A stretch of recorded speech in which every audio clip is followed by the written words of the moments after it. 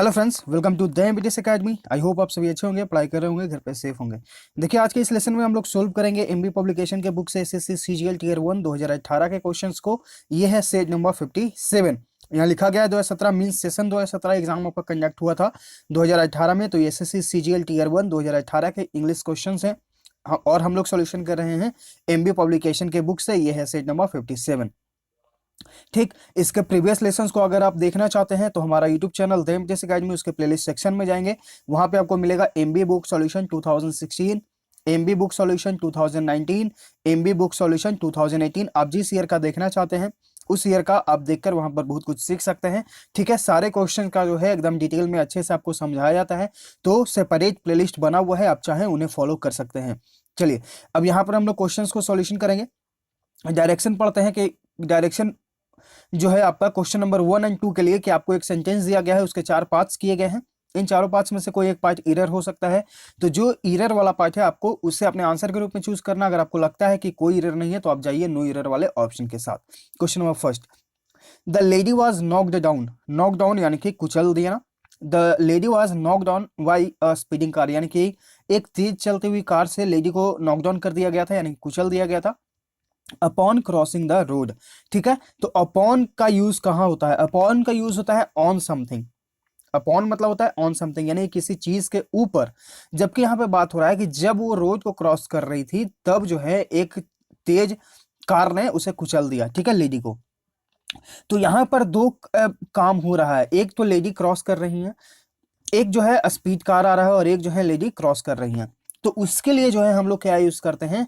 While का use करते हैं। ठीक है, वाइल का यूज करते हैं। While is used generally speaking to two action that are happening at the same time, यानी कि जहां पर जो है दो काम एक साथ हो वहां पे हम लोग वाइल का यूज करते हैं। तो यहां पर देखिए, एक काम है आपका स्पीड कार आ रहा है, और एक काम जो है लेडी रोड क्रॉस कर रही है। तो जहां पर दो कामों को दर्शाने के लिए हो वहां पे आप वाइल का यूज करें, वाइल क्रॉसिंग द रोड। और यहाँ पे जब भी आप देखें कि वाइल अगर सेंटेंस के बीच में यूज हुआ है तो उसके बाद आप हमेशा वर्ब के फोर्थ फॉर्म को यूज करें। वाइल क्रॉसिंग द रोड, यहाँ पे आपका एरर हो जाएगा ऑप्शन सी। ठीक, question number 2, grandfather led a peaceful life.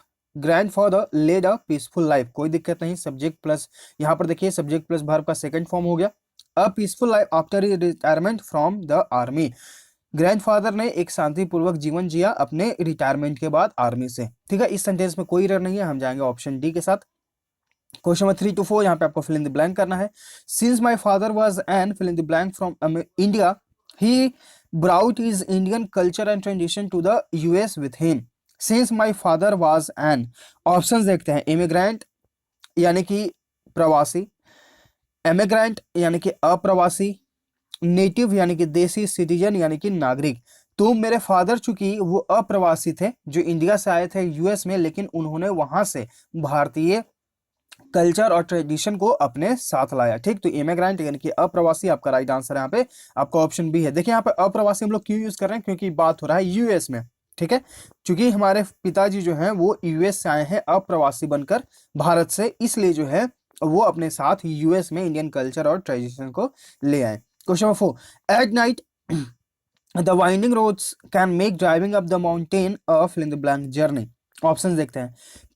Care free यानी कि लापरवाह, मस्त, बिस्टली, क्रूरतापूर्वक। इसका सिनोनिम अगर आप याद रखना चाहें तो याद कर सकते हैं ब्रूटैलिटी। क्या याद कर सकते हैं? ब्रूटैलिटी। ठीक, ब्रूटल मतलब ये होता है निर्दयता, बिस्टली मतलब होता है निर्दयता, क्रूरतापूर्वक। तो ये भी आपका एलिमिनेट हो जाएगा। ऑप्शन सी आपका है ऑनजियस। इसका मतलब क्या होता है? इसका मतलब होता है आपका घृणित। ठीक है, घृणित जिसमें आपको रुचि ना हो, घृणित हो, आपको उससे घृणा आता हो। ठीक है, और ऑप्शन डी आपका है ट्रेचस। इसका मतलब क्या होता है? विश्वासघाती। क्या होता है? विश्वासघाती, बेवफा। At night the winding roads, यानी कि जो रोड्स हैं can make driving up the mountain a treacherous journey, यानी कि वहां पर जो है वो बहुत ही खतरनाक एक जर्नी बन सकती है जब भी आप माउंटेन के थ्रू ड्राइव करते हैं तो। ठीक, तो ट्रेजस मतलब क्या हो गया? बहुत ही बेवफा। ठीक है, राइट आंसर आपका यहाँ पे ऑप्शन डी है। Question number 5 to 6, question number 5, स्टूपो। इसका मतलब क्या होता है? इसका मतलब होता है सुन्नपन, मूर्छा, यानी कि आप आधी नींद में हैं। ऑप्शन देखते हैं। सेंसिबिलिटी यानी कि संवेदनशील, स्लम्बर यानी कि आधी नींद। तो राइट आंसर आपका ऑप्शन बी। लिवलीनेस यानी कि सजीव हो गया आपका, या फिर आपका हो गया आजीविका भी। और कॉन्सियसनेस यानी कि सचेत। Question number 6, question number 6, settle, इसका मतलब क्या होता है? सेटल मतलब होता है सूक्ष्म, एकदम छोटा। ऑप्शंस देखते हैं। हार्श यानी कि सख्त, कठोर, कठोर। ओपन यानी कि खुला हुआ। इग्नोरेंट यानी कि अज्ञानी। अंडरस्टेटेड, अंडरस्टेटेड मतलब क्या हो गया? समझना। ठीक, तो यहाँ पर जो आपका राइट, सॉरी, अंडरस्टेट यानी कि कम समझना। ठीक है, तो यहाँ पर जो, यहाँ पे कोई भी आपका करेक्ट सिनोनिम नहीं है, इसलिए जो है ये चारों वर्ड्स आपके लिए इंपॉर्टेंट है। ये जो वर्ड यूज हुआ है सेटल, ये बहुत बार एसएससी में पूछा गया है, तो इस चीज को ध्यान रखिएगा। ठीक है, बाकी सारे ऑप्शंस भी आपके लिए इंपॉर्टेंट है। क्वेश्चन नंबर 7 to 8, यहाँ पे आपको विपरीत बताना है। अपोजिट यानी कि एंटोनिम। शलन, इसका मतलब क्या होता है? इसका मतलब होता है उदास। क्या होता है? उदास। अब ऑप्शंस देखते हैं। उदास या फिर हठी भी होता है, तो इसका आपको दोनों अर्थ याद रखना होगा। ठीक है, ग्लम यानी कि उदास, ये तो सिनोनिम हो गया, एलिमिनेट। साइलेंट यानी कि शांत। क्रैबिंग मतलब क्या होता है? क्रैबिंग मतलब होता है चिड़चिड़ा। अग्रीएबल यानी कि सहमत। तो राइट आंसर आपका यहाँ पे एंटोनिम के रूप में ऑप्शन डी हो जाएगा। देखिए, सलन मतलब होता है उदास भी होता है और हठी भी होता है। और एक तरफ जो व्यक्ति हठी है यानी कि जिद पर अड़ गया, और एक व्यक्ति जो है कि वो आपकी बात मान जाता है यानी कि सहमत हो जाता है, एक दूसरे के विपरीत हो गए। राइट आंसर आपका ऑप्शन डी। क्वेश्चन नंबर 8, समन मतलब होता है किसी को बुलाना। ठीक है, ऑप्शंस देखते हैं। डिसमिस यानी कि विदा करना या फिर खारिज करना। डिसमिस मतलब क्या होता है? खारिज करना भी होता है और विदा करना भी होता है। तो समन मतलब आप किसी को बुला रहे हैं और एक तरफ आप किसी को विदा कर रहे हैं, तो राइट आंसर आपका ऑप्शन ए है। ड्राफ्ट यानी कि प्रारूप। इनवाइट यानी कि आमंत्रित करना। मोबिलाइज मतलब क्या होता है? मोबिलाइज मतलब होता है सेना को एक जगह करना, एकत्रित करना। राइट आंसर आपका ऑप्शन। क्वेश्चन नंबर 9 to 10, यहाँ पे आपको इडियम का अर्थ बताना है। At the drop of a hat, इसका मतलब क्या होता है? शीघ्र, तुरंत। ठीक है, ऑप्शंस देखते हैं। विदाउट एनी हेजिटेशन, इंस्टेंटली यानी कि तुरंत आपने कोई काम कर दिया बिना कोई हेजिटेशन के, तो राइट आंसर आपका यहाँ पे ऑप्शन ए है। बाकी अगर हम ऑप्शंस को देखेंगे तो so outward respect to someone you hate, यानी आप किसी को नफरत करते हैं लेकिन आपने उसे जो है अचानक से रिस्पेक्ट दिखाया। Eliminate, forcibly let go of something which is very personal to you, यानी कि आप उसे जाना देते हैं जो आपके बहुत ही पर्सनल चीज है, फिर भी आप उसे जाना देते हैं। A mistake which is of not much consequence, consequence मतलब होता है परिणाम, यानी कि एक ऐसा गलती जिसका कोई खास परिणाम नहीं निकलने वाला है। ठीक है, ऑप्शन ए आपका यहाँ पर राइट आंसर है। Question number 10, beat a dead horse, इसका मतलब क्या होता है? कि आप उस चीज के पीछे पड़े हैं जिसको आप चेंज नहीं कर सकते हैं। ठीक है, जिसको आप चेंज नहीं कर सकते, यानी कि आप उस चीज के बारे में थिंक करते हैं, हमेशा टॉक करते हैं, लेकिन आपको पता है कि वो अब चीज चेंज नहीं होने वाला है। ठीक, ऑप्शन देखते हैं। So extreme level of cruelty specially to animals, यानी कि आप निर्दयता दिखाते हैं जानवर से।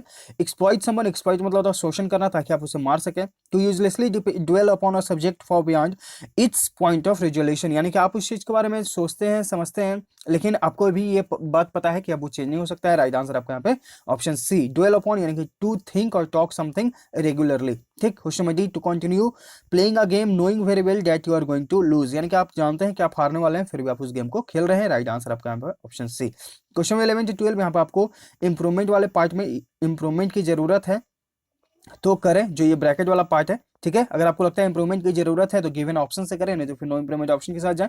I gave up drinks many years ago.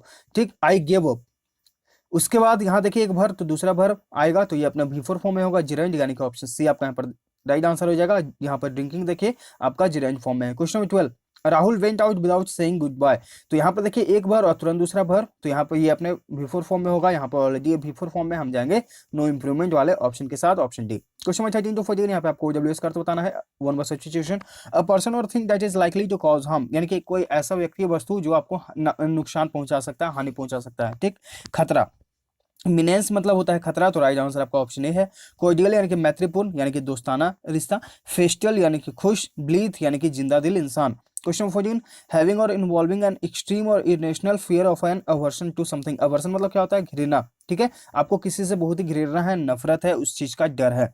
Option देखते हैं। वैलियंट यानी कि बहादुर। स्टाउट यानी कि मोटा या फिर बलवान। फोबिक यानी कि डर, तो राइट आंसर आपका यहाँ पे ऑप्शन सी है।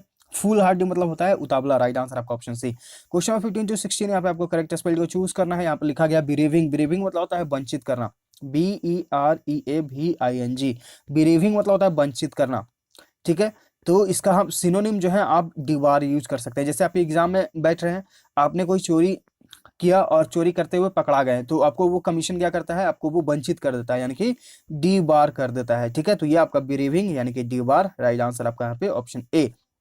क्वेश्चन नंबर 16, डिलीजेंस लिखा गया है। डिलीजेंस मतलब होता है लगन, इसका जो करेक्ट स्पेल है वो है आपका DILIGENCE, डिलीजेंस, डिलीजेंस यानी कि लगन, आपका ऑप्शन बी यहाँ पे राइट आंसर हो जाएगा। क्वेश्चन नंबर 17 to 18, यहाँ पे आपको सेंटेंस को अरेंज करना है सही ऑर्डर में। I have taken out my, तो आपने क्या लिया है? आपने जो है क्या साथ में लिया है, तो माई ईयरबड्स, यानी कि जो आप कान में लगाकर ईयरफोन बोलते हैं, earbuds, so I can listen for announcement and stay poised and vigilant, ताकि मैं सतर्क हो सकूं, ताकि मैं अनाउंसमेंट को सुन सकूं और उस चीज का सतर्क हो सकूं, यानी कि आपका YZX राइट आंसर यहाँ पे आपका ऑप्शन बी हो जाएगा। क्वेश्चन 18, यहाँ पे ये आपके लिए होमवर्क है। अगर आप समझ रहे हैं प्रीवियस लेसन्स को, अगर आप प्रैक्टिस कर रहे हैं तो इसका कमेंट बॉक्स में जरूर इसका कमेंट करके बताइए। अगर आपको इस लेसन का PDF चाहिए तो हमारे टेलीग्राम चैनल है द एमबीबीएस अकेडमी, वहां पर जो है आपको इसका PDF शेयर किया जाता है, आप चाहें तो वहां पर ज्वाइन कर सकते हैं। इसके अलावा आपको वहां पे IB का एग्जाम कंडक्ट होने वाला है, तो उसके लिए आपको करेंट अफेयर्स प्रोवाइड किया जा रहा है, IP प्रोवाइड किया जा रहा है, OWS प्रोवाइड किया जा रहा है, सिनोनिम एंटोनिम्स प्रोवाइड किया जा रहा है। तो सारी चीज आपको PDF फॉर्म में मिलेंगे, तो आप चाहें तो डिस्क्रिप्शन में लिंक है, टेलीग्राम चैनल पर जाकर आप ज्वाइन करके उन PDFs को ले सकते हैं। क्वेश्चन नंबर 19, यहाँ पे आपको एक्टिव पैसिव वॉइस बताना है। The majestic Asiatic lions roam the sanctuary, यहाँ पर देखिए द मैजेस्टिक एशियाटिक लायंस, यानी कि सब्जेक्ट आपका प्लूरल, तो वर्ब का फर्स्ट फॉर्म, यानी कि ये प्रेजेंट में यूज हुआ है। ठीक, तो प्रेजेंट में जब हमारा सेंटेंस है तो जब पैसिव वॉइस में बनाएंगे तो इज MR प्लस वर्ब का third form plus by plus object हम लोग बनाएंगे। ठीक, तो यहाँ पर देखिए आपका जो सब्जेक्ट है वो आपका बन जाएगा द सेंचुरी, ऑब्जेक्ट हो जाएगा आपका द मैजेस्टिक लायन, क्योंकि वॉइस में हम लोग यही सीखे हैं, जो सब्जेक्ट होता है वो ऑब्जेक्ट बनता है, जो ऑब्जेक्ट होता है वो सब्जेक्ट बन जाता है। तो द सेंचुरी, उसके बाद आपको हम लोगों ने क्या सीखा कि जब सब्जेक्ट सिंगुलर है तो वर्ब भी सिंगुलर, तो ऑप्शन ए आपका है are, eliminate the sanctuary is the place, यहाँ पर ऐसा कुछ नहीं कहा गया क्योंकि हमें डायरेक्ट बनाना है। ऑप्शन सी में हैव बीन का यूज, एलिमिनेट, तो राइट आंसर आपका option C, the sanctuary is roamed by majestic Asiatic lions. ठीक है, हम लोग डायरेक्ट रूल के हिसाब से गए यहाँ पे, आपका राइट आंसर आपका ऑप्शन सी हो गया। ठीक है, तो अगर आपको टेंस या वॉइस में किसी प्रकार का दिक्कत है तो हमारा एक प्लेलिस्ट है, आप प्लेलिस्ट सेक्शन में जाएंगे, वहां पे थोड़ा स्क्रॉल करके आप देखेंगे, वहां पे आपको मिलेगा SSC 45 डेज प्लेज, उसमें आपको जो है टेंस और वॉइस साथ साथ में बताया गया है, आप चाहें तो उन लेसन्स को फॉलो कर सकते हैं। क्वेश्चन 20, यहाँ पे आपको नारेशन यानी कि डायरेक्ट इनडायरेक्ट स्पीच बताना है। How old is your grand mother, Navneet asked her, इस वाले पार्ट को पहले आप ध्यान से देखिए, ये आपका सब्जेक्ट प्लस वर्ब का सेकंड फॉर्म आस्क है, यानी कि वर्ब का सेकंड फॉर्म, तो ये जो है आपका पास्ट में है, तो जो इन्वर्टेड कॉमा के अंदर वाला जो ये पार्ट है इसे भी आप पास्ट बनाए, अगर ये पार्ट प्रेजेंट में हो तो आप इसे भी प्रेजेंट में रखें, अगर ये पार्ट जो है पास्ट में हो तो आप इसे भी पास्ट में ही रखें। ठीक, तो यहाँ पर जो पास्ट बनाया गया है तो अब जो है हम इस पार्ट को भी पास्ट में ही बनाएंगे। ठीक, तो यहाँ पर जो है बोला गया है कि how old is your grand mother, अब यहाँ पर जो है हम देखेंगे अपने ऑप्शंस में कि इस की जगह वाच कहाँ पे है और वही आपका आंसर हो जाएगा। तो देखिए आपका ऑप्शन ए आपका इज है, यहाँ पर देखिए ऑप्शन बी में आपका है हैज, एलिमिनेट, क्योंकि हैज का ही प्रयोग जो होता है प्रेजेंट में होता है। ऑप्शन डी आपका है इज का प्रयोग, ये भी एलिमिनेट, तो राइट आंसर आपका ऑटोमेटिकली ऑप्शन सी हो जाएगा, how old her grand mother watch. ठीक, तो ऑप्शन सी आपका यहाँ पर राइट आंसर है। क्वेश्चन नंबर 21 to 25, अगर आपको दिक्कत है नारेशन में किसी प्रकार का तो हमारे टेलीग्राम चैनल डिस्क्रिप्शन में लिंक है, वहां पे आप जाइए और सर्च करिए नारेशन।